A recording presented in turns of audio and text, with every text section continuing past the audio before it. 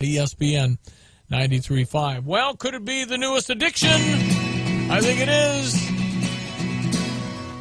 He's communications analyst, author of The Old School Advantage, Jim Whidden. How are you? I'm doing well, Stevie J. How are you, sir? I'm fine. The new addiction that I referenced, smartphones. Is it, I mean, truly, is it, I can't put it down because I'll hyperventilate and not be able to eat? You know, it would seem that way with some people, and according to research, it's getting worse and worse. I mean, you talk about things like a shorter attention span or someone that is more prone to boredom. That's not good news on an individual basis, and certainly not good news for employers. Okay, so the proverbial genie is out of the bottle, Jim. What now? You know, it's not about using these incredible instruments. I call them the rectangles. I'm surrounded by at least 4 as I look around my office here. It's more about the overuse and the abuse of these things. I mean, you know, in my day when I was younger, I had 1 or 2 or 3 really good friends that I could confide in, and we hung out together often. Now it's the time of 1,000 likes instead of 1 or 2 good friends. And that pours over into the workplace. According to studies, it's creating some real emotional issues, believe it or not. And so, yeah, it has to be dealt with because it's not going away. Who decides what's excessive? Well, if you're on the job, I suspect your employer would decide that. And you know, some guidelines, I think the irony is in life that fences create freedom, because at least you know where you can go and where you can't. Yeah. And so if they're having staff meetings, for example, certainly I think it's okay for the employer to say, look, no phones in here when we're trying to concentrate on a mission or a task. Put them in your pocket, put them on Do Not Disturb, or leave them in your office. That's perfectly reasonable. I think some employers are even afraid to do that because of the obsession that their employees have with. Well, because we intertwine, you know, our smartphone with text to a client. We have communications. Something needs to get on the air in a half an hour. We need our phones with us to know what that information will be. So there's a lot of crossover, which complicates things. Well, and certainly in your business, the business of breaking news, perhaps it's a little different. But in the common day workplace, I mean, here's what happens is our time staring at rectangles increases.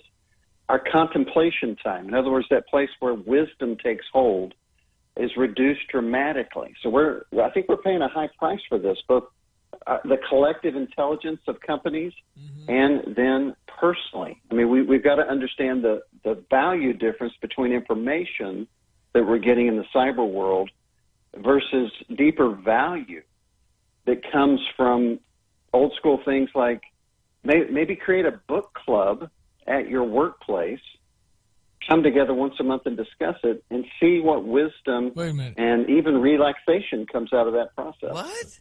You just say have a conversation? Well, how old school are you, Jim? And read a book? What? The heck?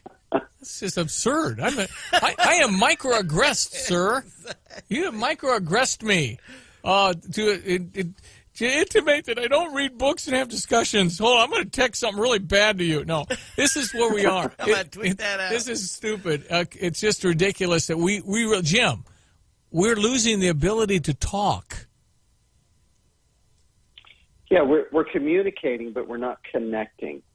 That's the issue. That's a big difference. Really a big difference. Connecting means eye contact. Go to a school and see how many kids know how to do that. Not very many. They know how to text like crazy, and they're really good, and they're fast. And you can text way more than you can say the words. Well, and let's get really old school. Roman philosopher Seneca said to be everywhere is to be nowhere. So in consuming all of this data, we ourselves are actually being consumed. Yeah. And that's very philosophical, but I'll kind of leave you with those thoughts as people go throughout their day with their rectangles. Okay, Jim Whidden, how do people find you? TheOldSchoolAdvantage.com. That's the name of my book, TheOldSchoolAdvantage.com. Hey, nice meeting you. Thanks for your time. My pleasure. Yeah, I think there's some issues out there. Me too. But listen, and if you're at a stoplight, it's amazing how many people are looking down. No, I know.